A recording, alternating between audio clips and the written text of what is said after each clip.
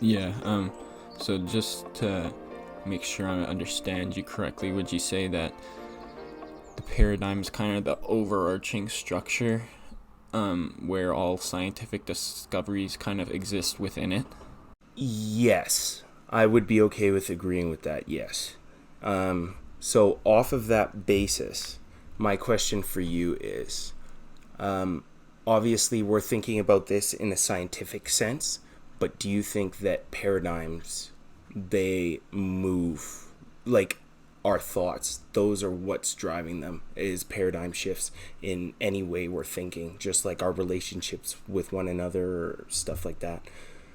Yeah, no doubt. I think there's obviously been like big culture change over the thousands, millions of years. Yep.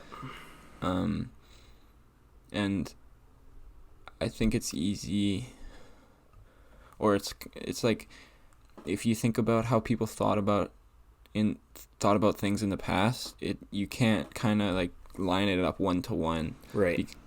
Like we just think in a different way than people would have thought 2,000 years ago, 3,000 years ago. Mm-hmm.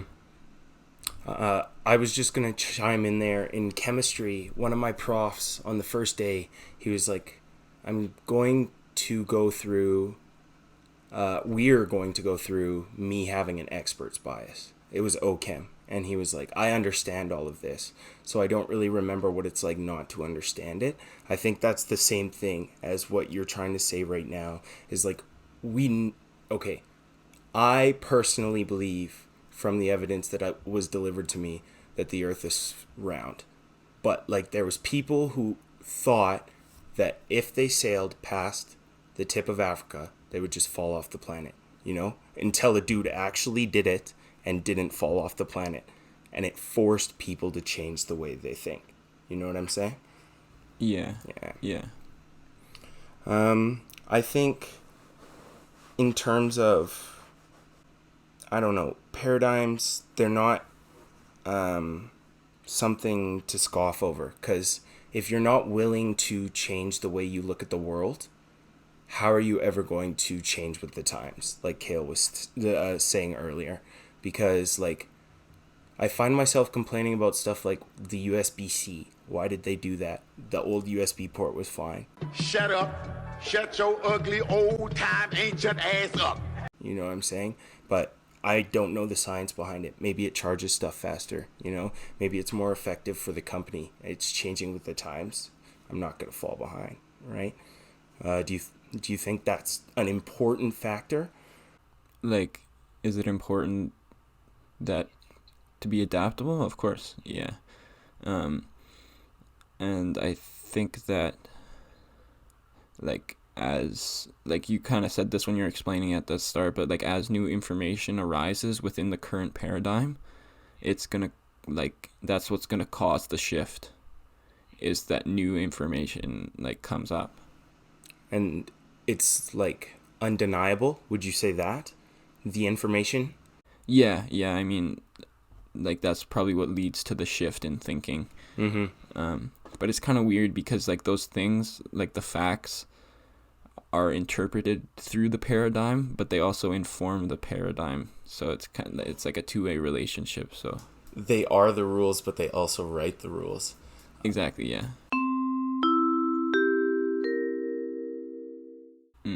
Let's try a different example, maybe.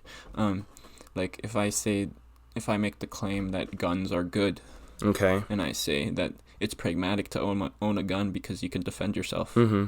Like, would you say that's true? Personally, no. But I don't feel as though there is a need for an argument, because I know what you're saying is true. I know it is pragmatically true that if I had a gun and there was an intruder, chances are, if I know how to use the gun safely, I have a higher chance of surviving. But in my mind, if there's a gun in the house, I have a higher chance of being killed by a firearm just because there's a gun in the house versus not having a gun in the house. So I think that's just because we're looking at it from two different paradigms. Yeah.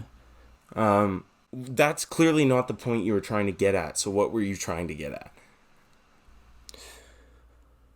Well, I kind of like disagree with you a little bit that I don't think it's enough just to say that it works Okay.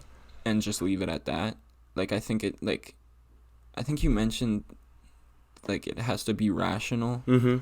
So that's another kind of test. Like, I think that like pragmatic truth is one way to get closer to the truth. It's not like we said before, like the scientific method is not the end all be all. Right. It's in combination with other things that we can find what is true. Mm-hmm. So if something is true, it definitely has to work. But not everything that works is true. And now that you've explained it to me, I understand. And I would agree.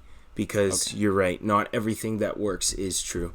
But I think that not viewing things pragmatically is doing yourself a disservice. I'm not saying only use pragmatic truths. I think that's where we were getting some disconnection. Because, like, ultimate truth is very important. You're right. Or the closest approximation to it that we can get.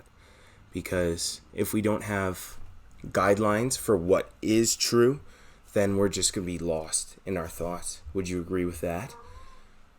Yes. And I think that's why it's important to have this conversation, is to like really flesh out your like ideas about epistemology, and like that way you can examine like the way that you think about things. Right. I agree. In my experience, music really helps with circular thought patterns. Kale's mentioned in a previous episode that in the cycle of depression, you just need to do a little more to break the cycle. And when I feel myself running away mentally, the rhythm, the fluidity, the familiarity of the music, it really, really grounds me. And I understand not everybody is like that. They don't understand what I mean when I say I can feel the rhythm. I can move with the music. The music is fluid. But in my experience, everybody can learn this ability. It's not going to be easy for everybody. It'll be easier for other people. But the more music you listen to, the easier it'll get. I also believe music is huge for community and connection. Billie Eilish, even though I don't like her, Taylor Swift, Justin Bieber, and J. Cole are just a few names of celebrities around the world that have almost cult-like followings. And I'm not saying, like, maybe cult isn't the right word, cult-ish with a star, you know what I'm saying? Because it's just like a movement. When people disrespect J. Cole, myself included, I get violently combative about it, because that's the king of the rap game. I have no clue how you could possibly have something bad to say about the guy who's been keeping the game alive for however many years. It doesn't make any sense to me. And it's like, that's my biased opinion, of course, but they're international superstars. And when people go to their concerts, you remember when Justin Bieber was on top of the world and the purple 3D glasses were out? You know what I'm saying? The girls in my school, they would fight over the 3D glasses. They would talk about how many times they went to see the movie. I went to see it once. I got my 3D glasses. I absolutely loved it. Justin Bieber absolutely messed it up in that movie. Like, brother, fire. But, like, it was all the time. And One Direction after that. You know what I'm saying? Taylor Swift now, still. I don't get it. I really don't. Some of it, yeah. But most of it, I'm just like, this makes me want to cry, man. For myself, as you can tell, I have so many troubles focusing. And like, if I could find a way to listen to music while I did this, it would be so much easier. But it helps me focus. It affords me a target point for my thoughts, which lets me focus on whatever I happen to be doing at the time, while the forefront of my brain is focused on the activity that I'm doing. That little jump in my head that's saying, we gotta move. What's next? The next activity. You know, that's focused on the rhythm and the beat. So I can sit there and I can grind and grind and grind. So I don't know, it doesn't work for everybody, but it worked for me. I wanted to talk about Holy by Justin Bieber and Chance the Rapper, because this song, when it came out, I was like, it's okay. I love Chance the Rapper, by the way. Like, anybody I know, go ask them who's in my top 5. If they forget Chance, then I just don't know them, apparently, because all I do is talk about Chance. This song pretty much saved me in the first part of the quarantine.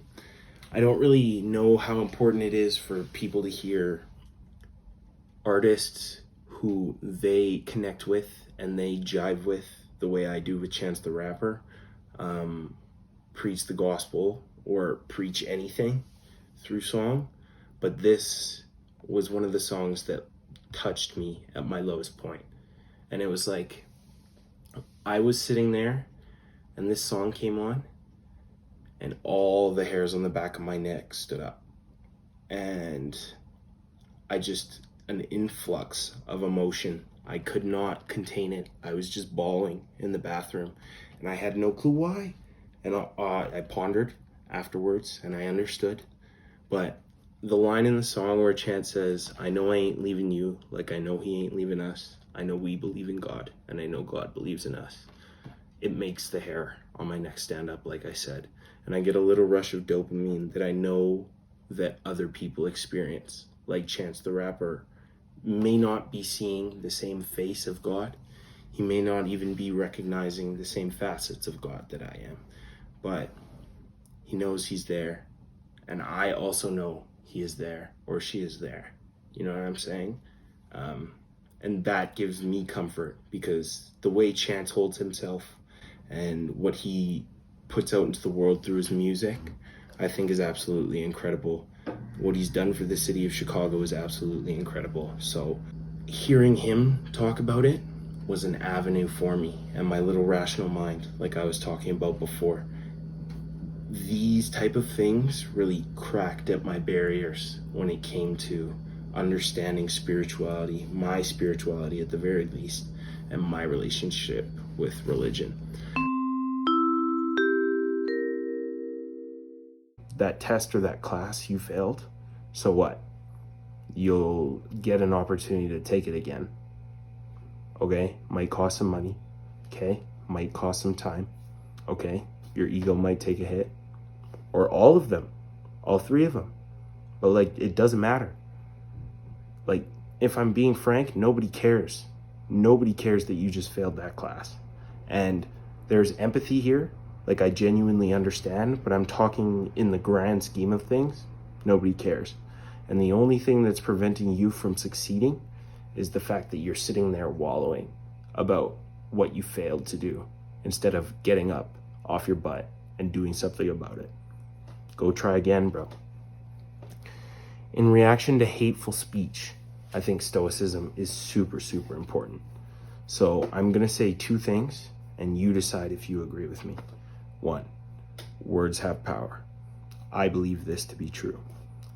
2, we have the power to choose whether words affect us. I also believe this to be true.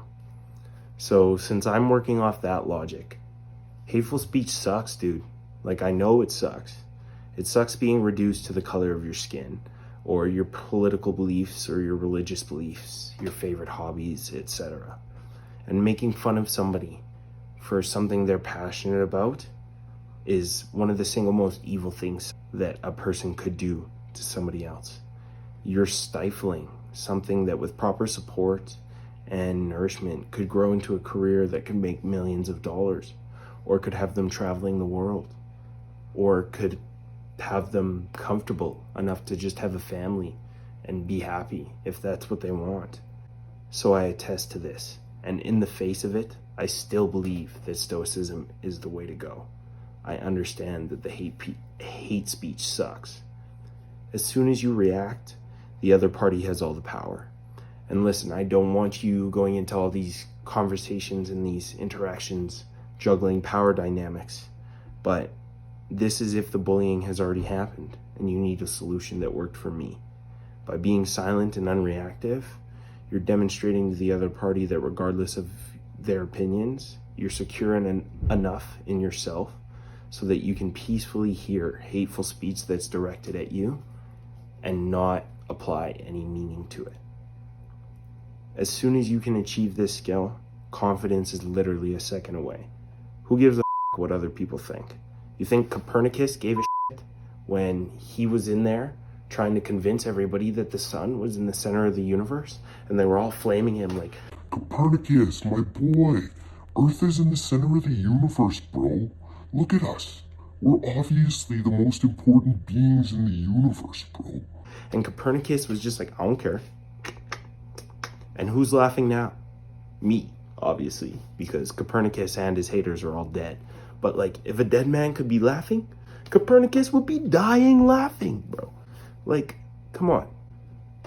The point is, by rooting ourselves in who we are and breathing in and breathing out, slowly collecting ourselves in the face of adversity, I've found the ability to navigate even hateful speech without exploding all the time.